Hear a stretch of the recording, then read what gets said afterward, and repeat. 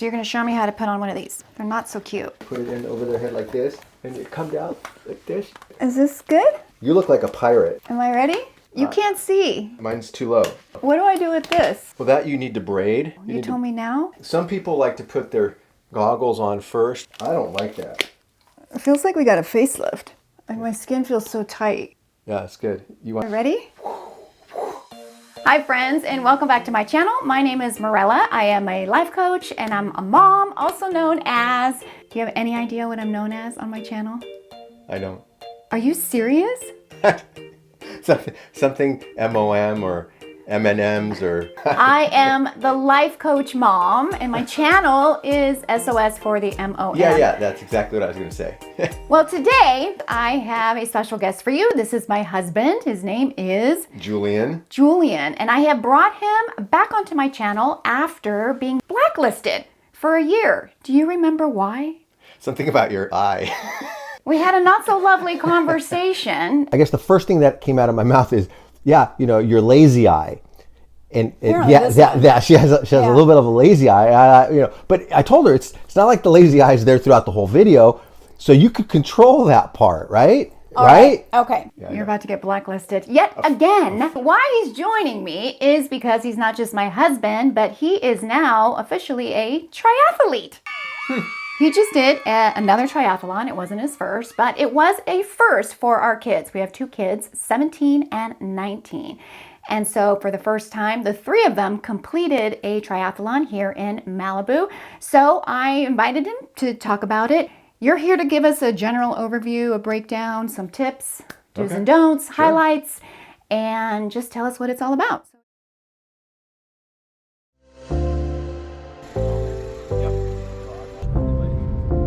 Our celebrity divisions.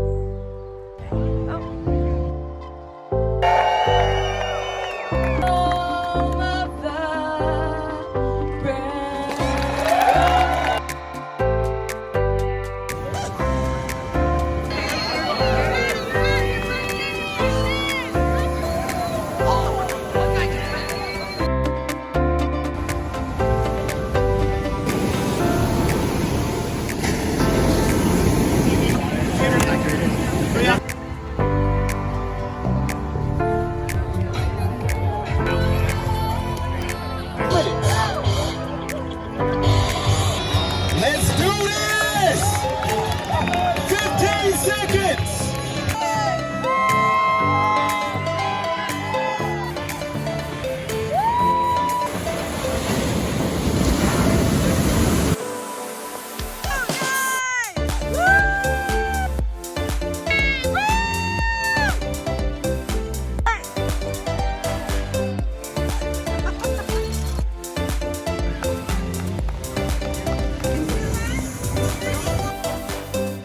Got a big bike, but giant bike here. Can you allow?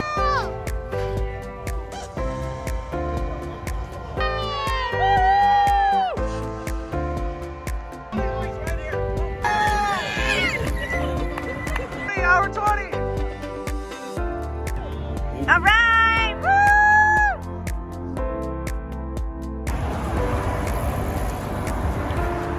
There are some familiar faces. He always comes out and makes it happen. Look at this, you got some new 140 right now.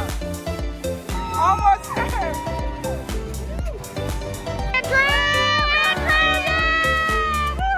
Sorry. Good job. Wait, we walk this way.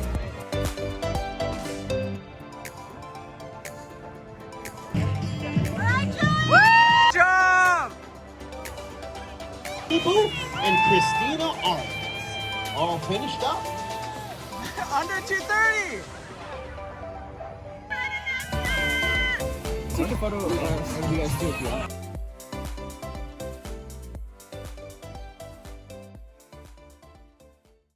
What did you think? It's such a blur. See, you took videos of things that I was in, but I wasn't actually seeing myself do the things or the kids do the things that they did. That's true. It was a great reminder of the day. First question I want to ask you is what compelled you to do a triathlon? Not just you. I know you're into all that stuff, but for you to ask the kids, because honestly, that was a shock to me that they even said yes. The main reason was because they sit around a lot. They're in their room and, they're not doing a whole lot. And I thought, you know what, it'd be good for them to get some exercise. And what better way to get exercise than to set some goal out in the future? I thought maybe they'll think it's cool. Maybe they'll say no. But hey, when I mentioned it, they just said yeah. And I was like surprised because now I had something to do. Well, now you got to follow through with it. Yeah. And you knew better than to ask me, right? Yeah, I was going to ask you. No. No. I don't like ocean. Yeah. I don't like swimming in the ocean. And I have a fear of bikes. I have an irrational fear of bikes. I don't like to ride them. I don't like to be around people who are on them. I just kind of avoid them altogether. So Thank you for sparing me that. So they had a celebrity component to it where celebrity and newscasters, people on TV came out and do it. Do you know which celebrity scored number one? I don't know any celebrities. Well, that's why it makes it a fun question. Does the name Dylan Efron mean anything to you? I've heard Efron, but I'm not sure where. I know. Zac Efron, do you know who that is? I've heard, but I couldn't pick him out if you showed me pictures. Yeah, well, that's why I have to check in with you because Okay. we are no longer in touch with pop culture. Zac Efron has a brother, apparently, and he did the triathlon in 1 hour and 37 minutes. What do you think about that? That's pretty good. That's pretty impressive. What do you want to say to Dylan right now? He's a lot younger probably than I am. Yeah, so that's good true. job. That's Yeah, true. but still a very good time. All right, so talk to us a little bit about the event. Like what makes up the event? What are the distances and the different parts of it? Triathlon, they're all pretty much structured the same way. And you start off with a swim. Those vary in length. This is what they call a sprint. So if you're going to get into triathlons, this is probably the one you would get into because the distances are the shortest. So you have a half-mile swim. Mm-hmm. In Malibu, it's in the ocean. In other places, it could be in a bay or it could be in a lake. By the way, do you know why they start off with the swim? Yes, because that's the most dangerous part. Oh, because you could drown if Yeah, you're tired. if you're tired, if you've already expended yourself, then they put you in the water. It may not go so well. That's true. So it's get you through the swim first. Like you don't want to do that last, is what you're saying. Yes, that's why Okay. they send you running last, because worst case you're just walking. So the second thing you do is you cycle, bike ride. Mm-hmm. Mostly you ride a road bike, but people take other bikes if that's what they have. And lastly, you go off to the run, and the run is 4 miles. And in between each of those, it's what they call a transition. And that's where you change out of one gear into your next gear. So like from the swim to the biking, you're getting out of a wetsuit, out of goggles, out of a skull cap, and getting into a biking helmet. And that's a skill, right? Like you want to do that pretty quickly. They train you how to do that efficiently. You want to do transitions as fast as you can. You don't want to dilly-dally at the transition. And shoot through time. Yeah, you want to go through very quickly. 2-3 minutes is excellent. 4 or 5 minutes is average. And then some people clearly go longer than that. But you want to go as fast as you can because it all adds up to your total time, includes the transitions. So tell me, how long did it take you? What were you aiming for? What was your goal? I was aiming for under 2.5 hours. Last time I did it, I was at like 2 hours, 35 minutes. So, I thought I'm not going for like a huge shift, just shave off 5 minutes. 6 And minutes. you did? I did. You did, that's right. I did. So this time I did, I think because of the training of the kids. And also because they were on my heels the whole time throughout the event. So I just like, I was hoping that they would get a better time than me, but at the same time, I was hoping I would beat them. So that keeps you kind of going the whole time. Right. But training them, I took it more serious this whole time and not cutting days or anything because I knew I was starting from ground zero with the kids. My daughter. Our kids didn't swim. When I say didn't swim, they did not swim. And I'm not a good swimmer either. So we are not the ones to be teaching our kids how to swim. At the beginning, we could barely do 100 yards. So there and back twice, and we were just winded, couldn't breathe, and it was terrible. And I told the kids, hey, don't worry. We're going to take it in small chunks. We're going to go swim 2 to 3 times a week, and every time we're going to do a little bit more and a little bit more, and it'll get easier. And by the end, we were swimming, the whole 800, 900 meters without stopping. Not fast, okay, not fast, but we were doing it without stopping. So definitely doable. Well, that was very impressive because like I said, I would have these private chats with him saying that, I don't know why you're doing this with the kids. There's no way that you're going to get them to swim, let alone swim in the ocean in 6 weeks' time. I think you were a better life coach in this situation than I was. You had better advice. I was trying to talk them out of it, honestly. I knew at the end we'd all be standing together with our medals. Alive? Yeah. No matter how it would happen. At the end, we would all be happy and be like, wow, we're glad we did it. So I was looking forward to getting that picture at the end. Which we did. Everything going up to that, I knew would pay off. So for somebody who is new to this, what would you suggest they do initially to train? Like, should they be doing cardio? Should they be doing strength training, cycling, swimming?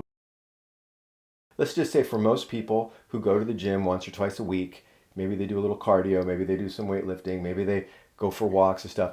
Okay, that's all great and it's good prep work, but it's not enough. So what you need to do is about 2.5 months before an event, you decide that you're going to do the event. You start to lay out a plan. What you're going to do Mondays, Tuesdays, Wednesdays, Thursdays. Give yourself a rest day when you need a rest day. But essentially, you're working out every day, and you're switching between running and swimming and cycling. And then as you progress and you get closer to the date, then you start doubling things up. You might cycle, you might swim and then cycle, or cycle and then run, and then you start combining the things to just get acclimated to what the body feels like when you go from one thing to the next. Right. Because you feel different muscles and it's a little challenging. So it does take an action plan, and it takes a lot of discipline. I don't feel like, I can take a skip today. And then my daughter would say, "No, aren't we going swimming?" And it'd be like 8:30 at night. Fortunately, the gym stays open late and the pool's outside and it was pretty nice out. So we go, okay, fine. I'll get in the car. We'll go. I never regretted going, but it was, a little nudge here, is helpful. So it's good if you can do it with somebody. Right. If you're doing it alone, it's a little bit more difficult because you just have to motivate yourself. But if you have someone that you signed up with, that's even better. Did you notice how I would also nudge you guys to go to your trainings? Why? Did you want free time? Okay, so let's break it down to the three disciplines, right? There's the swim, there's the bike, and the run. So starting with the swim, what's the gear that one should have? All right, for the swim, you can make this complicated or you can make it easy. Is a wetsuit required? No. Yeah. Is a wetsuit helpful? Yes. Is a wetsuit recommended? Yes. For a couple reasons. One is if the water's cold, clearly it keeps you warmer. But for me, most importantly, the wetsuit is extremely buoyant. So when you're in a wetsuit, you float. And if you're out, especially in open water in the ocean, and you get tired, you don't need to panic. You just roll over on your back and you just relax and you just float until you're ready to keep going. Good swimmers don't stop at all. I stopped a few times. But I noticed that even within the wetsuits, there's different ones. There's some that are shorts. There's some that are full-length pants, sleeveless. Does it matter? People have different preferences. Yes, some people like to go sleeveless because it doesn't restrict their arm. So when you have a full wetsuit that comes down, it's actually like a little rubber band. So your shoulders start to get tired faster. But with sleeveless, you get more water entering, so that it stays a little cooler and colder. It's also easier to get it off when you finally get to the finish line. It pulls off easier. So there's just personal preferences on that. Nothing. And would you suggest online? Yeah. Like where do you get one? You can. Wetsuits you can get used. No big deal. And they're always running sales on tri-suits, so you can get a tri-suit for about a brand new one for about $100-$120. It's really good. Like an Xterra is a good brand. Of wetsuits, and they're always running sales and are very accommodating. If you get the wrong size, you can send it back to them. Okay, so here's a serious question. When you are in the middle of this half-mile swim, do you ever pee in the ocean? If you have to pee, you just pee. Yeah, right. Have you ever peed in the ocean? I have peed in the ocean. During a triathlon? No, not during the triathlon, but if I had to, I would. Okay. So. When you have to go, you go. You just do it. Okay, so, we're going to move on then. Oh, you want to talk about goggles? Sure. I don't know. You're going to talk about goggles, but you're going to need, you're going to get a cap. Oh, here, I have a cap. This is one they gave us. I was actually in the purple wave, so everyone in my wave had this one. It's a cap you put on your head. And then you have goggles, and you usually have more than one set of goggles. One is a backup because something might happen in the first one, but you just notice that one's quite clear and one is not. And that's because some days it's super bright out, and you want the tinted ones to see. And some days it's super foggy out and a little on the darker side, so you want clear ones. You don't want these because you can't see anything. Also very important is things like this. This looks like deodorant, but it's not. It's a kind of glide. You put it around your neck, put it around your wrist, you put it around your ankles. It's mostly so you don't chafe, because in the wetsuit, you'll end up with this really gnarly rash around your neck that then scabs over the next day and it hurts. So you get something like this Glide stuff. Other than that, you're wearing a bathing suit underneath your wetsuit, a tri-suit. Can be a tri-suit or just a wetsuit. I want to know, do the wetsuits come in different colors? Because most people had black, and it's really hard to find your person. Like for the person who's taking video pictures. Yeah, they're mostly black. 90% of wetsuits are black. Now, when I bought the kids their wetsuits, I got ones that had green arms and green chest. And that made it easy for me while I was chasing you guys trying to take pictures. I was looking at making sure that I could keep track of them when we went into the ocean swims. Yeah. So that I would easily pick them out. More easily pick them out, because when everyone's black, everyone's wearing the exact same cap. Right. Everybody looks. You don't get to pick your cap color. Everyone looks the same. So right. Guys, girls, everyone looks the same. Right. Okay. So let's talk about now the bike component to it. So talk about like, where do you get a bike? We didn't even own bikes for the kids. So talk about that and the shoes and whatever else. So the bike is probably the most challenging part for people in terms of equipment, because bikes are expensive. And for first timers, there's a great organization called Bike Angels that provides you with a bike if you're doing an event for a charity, in which case this was Children's Hospital. So they set up the kids with they have really nice bikes at Bike Angels. And the only thing that they ask is that when you return it, you have it tuned up. And they offer a service there too, which was $65, which is a great service. So that the next person who uses the bike, it's a bike that's in perfect working condition. When we got it, the bikes were in perfect working condition. We used them for 2 months regularly. Only had a couple flats in the whole time, and so expect to have to do something to the bike while you're using it, because you're using it outdoors and things happen. But otherwise, it's the main thing that you have to contend with. Either you have a bike or you don't have a bike, but there's ways to get bikes. Second things is shoes. The bikes we were given had clips. So, and fortunately, Bike Angels also has a huge bin of shoes that people donate. So the kids were able to find biking shoes that fit them. So they were able to clip in. But my daughter did not like the clips because she didn't know how to ride a bike. So we started with, hey, I don't know how to ride a bike. I was, oh, okay. I thought I taught you when you were little. Did we fail her as parents? No, she doesn't recall. She actually did get a bike for her birthday, her 4th birthday. I have a picture to prove it. Yeah. But for some reason, she just didn't take to it, so didn't end up riding it. And it felt like she was getting on a bike for the first time at 19 years old. That's right. So I started with replacing the clips that were for pedals with cages. So just changed out the pedals so she could wear regular tennis shoes when she rode her bike. And then we just started going around the block. Then we rode around the park, and we kept practicing, almost on a daily basis, not for training, like, hey, we're training to ride the bike. It was more, hey, just get comfortable on a bike, get comfortable with bumps, get comfortable going up and down curbs, get comfortable with cars that you need to stop. I'd get in front of her and put my brakes on just to make her like flinch and get, I said, part of the training. Part of the training. You never know. Someone's going to stop in front of you. You got to be prepared.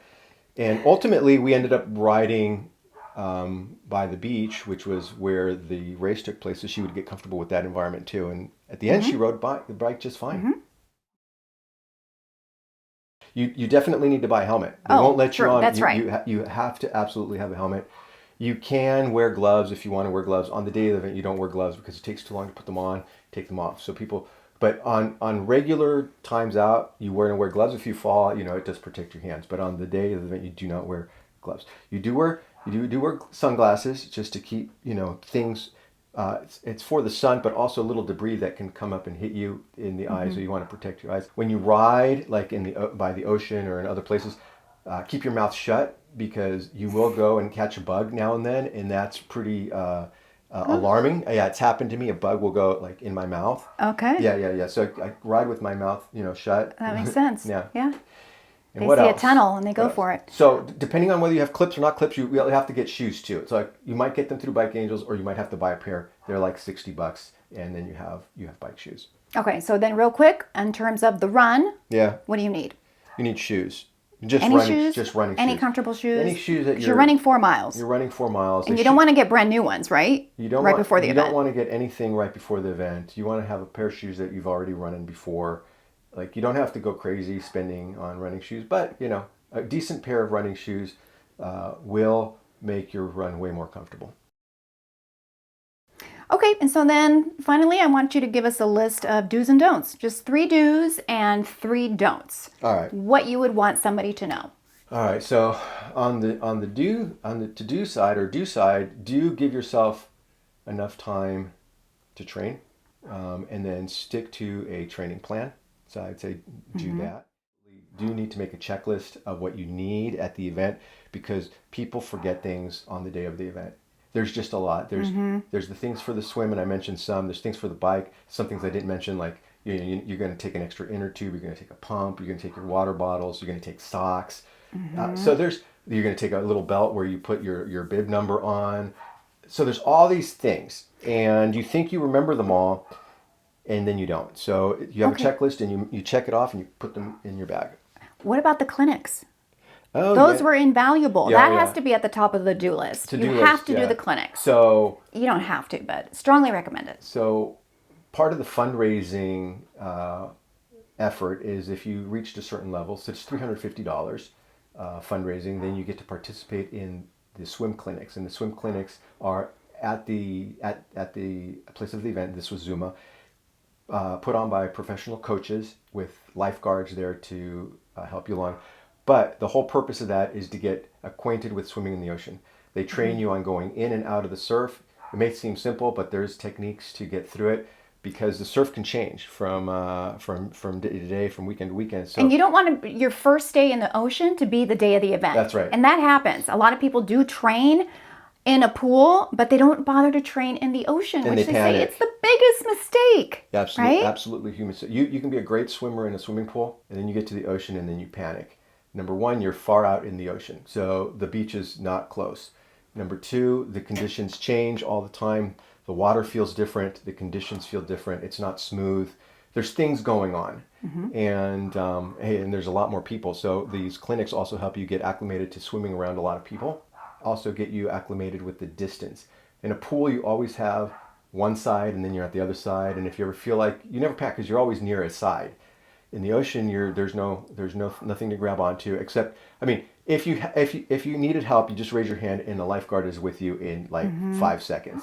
Yeah. And they have surfboards that you can hold on to. That was very reassuring for me. Now, I have never been in a triathlon, and honestly, I've never actually cheered you on in a triathlon before. No, this is the first time you went. You went for the kids. Yeah, she went for the kids. She's never gone to see what I do there. So yeah. But it was very reassuring to know how many extra eyes and lifeguards are out there. There's jet skis, there's lifeguards that are actually standing there, there's on boards, there's hovering over, so they are well supervised. Okay, so let's move to the don'ts. I wouldn't change my eating habits or my gear the week before the event. I would stick with what I've been using. I'd stick with what I've been eating. You said you should always train like across the board. You shouldn't neglect one area because you're strong at it. Yeah, some people tend to say, I'm not so good at swimming, so I'm going to focus all my time on swimming. I'm sure I can get through the run, I can get through the bike. And you might get through it, but it will be extremely uncomfortable. You really need to spend time on all 3 things so that come the day of the event, your body's acclimated to going from one thing to the other, and that you've trained in each of the 3. That's why I say you just don't want to. You want to spend time on all 3. Yeah, and I remember you saying don't assume perfect weather conditions. Things will be different than what you imagine. Oh, and things are different than what they post on their website, right? So when you look at like the Malibu Tri, it's beautiful sunny Malibu day, and the beach looks beautiful. Okay. The ocean is still. So one of the things about the swim clinics is you got to experience 6 different weekends, and I can tell you almost every single weekend was different. Some days the water was frigid cold, like ice. You could feel it on your face. Other days the surf was flat. Other days it was 5 feet high and just pounding you.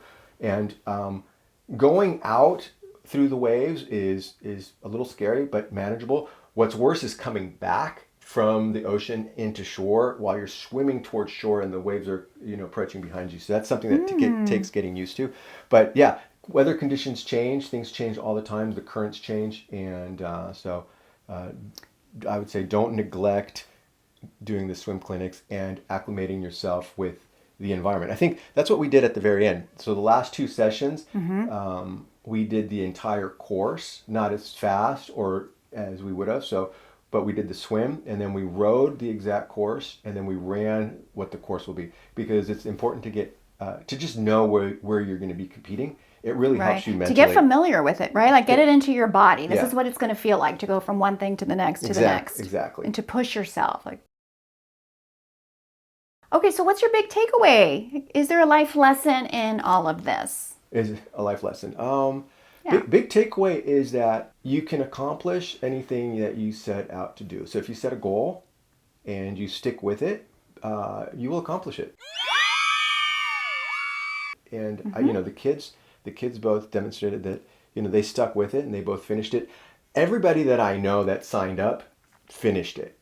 And it didn't matter if they were faster or slower. Right. Because it doesn't matter if you come in first or last, right? Yeah, we all knew that we weren't going to be on the podium. So we weren't going to get a first or second or third place, but we were there to encourage each other. And because even the person who comes in last is called a triathlete. Right. So yeah, but yeah, I'd say the life lesson is that, hey, your body is capable of doing way much more than you think it is able to. Setting goals is important. Right. And, you know, for me, the question came up at the beginning, like, why the triathlon? Because when I sign up for an event, now I feel like I'm committed to that event, and I have a responsibility to that event. And as a result, I train and I get disciplined about my training. Otherwise, it's easy for me to skip and not. Yeah. You know, the time just rolls by, and I'm like, you know, we actually did this over a 2-month period and was successful. Now I'm looking for the next event. Oh. Yeah. Which is when? I don't know. I'm looking. When can I get you out of the house in the evenings? Hey, I didn't show you guys, but check this out. See, check this out. This is what they Yes, got. wave it proudly. Yeah, this is what we got. He's earned it. Yeah, it doesn't say. It just says. It says finisher. It says finisher. It's like good job. So that's it, my friends. Thanks so much for joining us. I hope you enjoyed our video. I'm going to throw in one more thing. Oh, there's more? There's more, because I forgot to mention this. That Make it quick. Okay, make it quick. So you're talking about life lessons. So the life lesson, I think, for the triathlon is that don't expect everything to go smoothly. And things happen in triathlon. So what things might happen? When you go out for the swim, someone might knock your goggles off, or they might break on their own, or a wave might knock them off. Do you stop or do you keep going? When you're done with the swim, you get on the bike and you're going, and you get a flat tire while you're doing it. So do you just get bummed out and say, forget it, I'm quitting? Or do you just you figure out a way to get the tire fixed and move on? That's right. You're running and you get a cramp. Do you just say, forget it, I'm done, I can't stay? Or do you just, okay, breathe, get composure, and work through that? So things will happen, but there's always a path forward if your mindset is to get to the finish line. Yeah. Like I said, there's a solution for I everything, didn't see right? anybody that didn't make it to the finish line. And I even saw the 80-year-old class of people crossing that finish line. They didn't look great, but they made it through. You know, you train for yourself, and you train for the unexpected, and maybe nothing happens and everything goes perfectly smoothly, but don't expect things to go perfectly smoothly. And that's kind of part of the fun. So is how you expect the unexpected. Yeah, how you deal with the challenges. Right. There's going to be obstacles. Yeah, Sometimes obstacles. We're the biggest obstacles, right? Our own mindset. Oh, I thought you ourselves. meant the cheering people on the sideline, making all that noise. Ooh. No, it's great. We're your biggest fans. Yeah, biggest you need us there. Biggest fans. Our role is important. Yeah, it's totally important. You'd have no proof of what you did None at without all. us, None right? at all. I'd have no proof at all. None. Zero. Anyway, that was it. I'm done. Okay. All right. Good to see everybody. It's good to see everybody. I don't know. We've never met you, but it was so nice to see you again. Yeah. See you again. Thanks for coming. See you later.